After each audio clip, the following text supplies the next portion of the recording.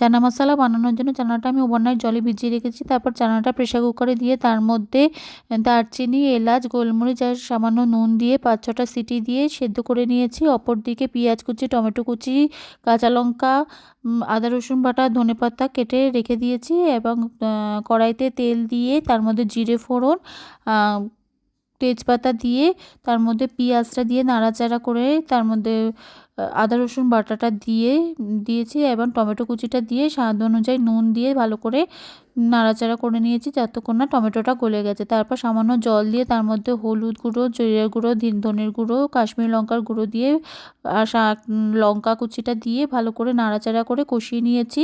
তারপর চানাটা ওর মধ্যে মশলাটার মধ্যে দিয়ে ভালো করে যখন চানাটা ফুটে উঠেছে ওপর থেকে সামান্য চিনি আর ধনেপাতা কুচি দিয়ে পরিবেশন করেছি। আপনাদের যদি ভিডিওটা ভালো লাগে প্লিজ লাইক, শেয়ার আর সাবস্ক্রাইব করে দেবেন।